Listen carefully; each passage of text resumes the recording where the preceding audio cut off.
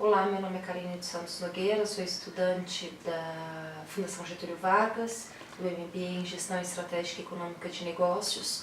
O objetivo é falar sobre o livro Os Axiomas de Zurique, para contribuir para a disciplina de Matemática Financeira e Finanças, do professor Cristóvão.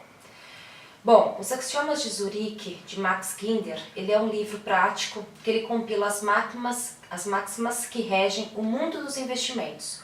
Os fundamentos aqui contidos são frutos da experiência de Frank Hammond, pai de Max e de outros banqueiros suíços pós-guerra. Axiomas são verdades inquestionáveis, universalmente válidas, muitas vezes utilizadas como princípios na construção de uma teoria ou como base para uma argumentação. A palavra axioma deriva da grega axios, cujo significado é digno ou válido. Em muitos contextos, axioma é sinônimo de postulado, lei ou princípio. A linguagem utilizada por Ginder é uma linguagem simples, direta e ilustra sua teoria por meio de exemplos práticos. O autor parece conversar com os leitores, olhando de frente, falando a eles de forma honesta, com sua vasta experiência de especulador financeiro. Especulação, inclusive, é uma palavra muito utilizada nos axiomas. Isso porque, para o autor, é muito claro que a atividade do investidor financeiro se resume a apostar, por isso, especular também. O assunto desse livro, portanto, é como administrar essas apostas financeiras de forma a minimizar os riscos e ganhar o máximo de dinheiro possível. Interessante é que ele contradiz diversos clichês do tradicional conciliamento financeiro. Isso não significa que tudo você tem que apostar sem critérios, observando e analisando a maneira como os suíços apostaram e ganharam o autor. Ele mostra que é possível apostar com cautela e deliberação. Riscos existem sim, como qualquer outra atividade humana em que se quer ganhar, mas aceitar perder também faz parte de um jogo financeiro. O autor inicia o livro dizendo que ninguém fica rico só trabalhando e que não é salário que vai fazer alguém mudar de condição financeira, e sim a especulação. E divide suas regras em 12 grandes axiomas e 16 pequenos. O primeiro grande axioma fala do risco, bastante polêmico, porque ao contrário de outras grandes teorias, ele afirma que a preocupação é uma coisa boa para o ser humano e que se você pretende se libertar das preocupações, nunca será um bom especulador e, portanto, nunca conseguirá se arriscar e ficar rico. Uma vez que você se acostume a aventurar-se, não conseguiria mais viver sem isso. Lembra de maneira franca que todo investimento é especulação e que você investe dinheiro e fica rico. Quem investe ou arrisca deve estar em estado de preocupação permanente. O primeiro axioma menor diz que o investidor só deve apostar o que valer a pena, e o segundo menor é que só se deve apostar no que realmente valer a pena. Ou seja, ao apostar, a pessoa deve levar em consideração que se pode perder. Então, só aposte o que puder perder. E o segundo enfatiza que não se deve diversificar só por diversificar. Quanto maior o número de apostas, maior o tempo que você tem que se dedicar a elas. Como se diz em Wall Street, ponha todos os ovos no mesmo cesto e tome conta do cesto. O segundo grande axioma fala sobre a ganância. Ginder, ele aconselha que o investidor sempre venda cedo demais. Nunca espere a alta atingir o pico, ou como dizem os suíços, não estique sua sorte. Dados do mercado mostram que ganhos modestos e breves são mais frequentes. O terceiro axioma, menor, ele ensina que o investidor deva traçar uma linha de chegada para suas ações. Quando essa posição for alcançada, ele liquide e saia. E a única razão para não fazê-lo seria se um fato novo, relevante, ocorrer. O terceiro grande axioma ilustra o dote especulativo, mais raro para um especulador: saber sair de uma situação complicada. Aceite pequenas perdas para se livrar das grandes. Abandone o barco antes que ele afunda. O quarto axioma, menor, reforça essa ideia. É que se deve aceitar pequenas perdas como fatos da vida de especulador e faz parte da técnica do jogo. O quarto grande axioma são as previsões sobre o futuro do mercado. O autor, Ele afirma, baseado em um dos exemplos que acompanhou, que ninguém consegue prever o futuro do mercado. Ninguém.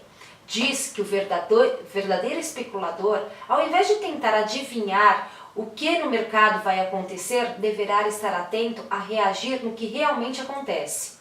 O quinto grande axioma, conhecido como axioma imperial, por talvez ter a maior relevância de todos, ele trata do caos, que é o mercado de ações. E se é um caos, logo, ele não existe ordem. Muitos investidores tentam achar um padrão, uma lógica, uma correlação, uma ordem que os guie e suas especulações e deixam de prestar a devida atenção aos seus investidores. Deixam de estudá-los como deveriam e é aí que mora o perigo. E não existe nenhuma fórmula que se possa confiar para ganhar dinheiro, porque os ganhos em ações são resultado principalmente da sorte. E quase nenhum conselho de investimento admite isso. O quinto, sexto, sétimo e o oitavo axiomas menores ratificam essa teoria do caos. Algumas pessoas tentam achar na história, nos gráficos, nas correlações de causa e efeito e até mesmo na falácia dos investidores um padrão para suas apostas. Se um investidor, ao invés de permanecer atento ao caos, estará pronto para mover sua carteira de ações na direção correta. A mobilidade ela é uma de outras características de um bom investidor. E é isso que trata o sexto axioma. Não se pode criar raízes em um investimento quando ele não for mais vantajoso, ou se tiver alcançado a sua meta. Saia dele e vá para outro. O nono e o décimo axioma menores completam essa lógica. O sétimo grande axioma afirma que a intuição pode ser uma aliada do investidor, desde que seja uma intuição que se possa ser explicada. O que eu quero dizer com isso? Que dentro da sua mente ele possa acessar um banco de dados de onde o palpite possa ter sido originado e não simplesmente um palpite aleatório. O importante, contudo, é que o palpite não se confunda com esperança, como mostra o décimo axioma menor. O oitavo grande axioma mostra que não há forças sobrenaturais que possam ajudar o especulador na hora de apostar seu dinheiro. Não se pode confiar em misticismo, ocultismo e religiões para isso.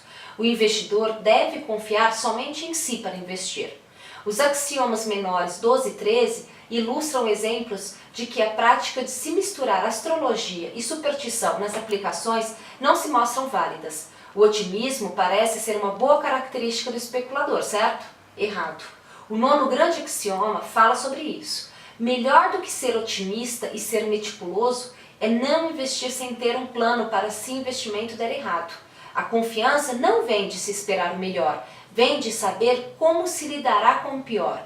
Como o caos não aceita a ordem, não aceita também o consenso. No décimo grande axioma, Ginter mostra o porquê de não seguir a maioria.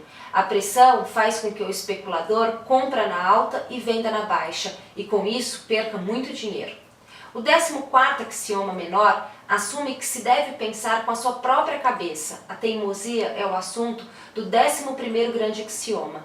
Se o barco afundou, deixe-o. O investidor não deve tentar voltar para ele rever o que acha que ele deve. Além disso, não se deve tentar salvar um mau investimento, fazendo o preço médio, como diz o 15º axioma menor. Os últimos dois axiomas, o 12º grande e o 16º pequeno, falam sobre investimento a longo prazo. Um bom investidor deve evitá-los para que tenha sua mobilidade preservada. Para correr menos risco, deve investir seu dinheiro à medida que os riscos se apresentem e aumentarem, tirá-los de tais papéis. Bom, era isso que eu queria trazer sobre o livro. Eu acho que são extremamente válidos para quem quer entrar no mercado de ações e para que a gente também reflita, né, sobre os nossos investimentos, sobre o que a gente espera do nosso futuro e o que a gente quer para maximizar a nossa riqueza.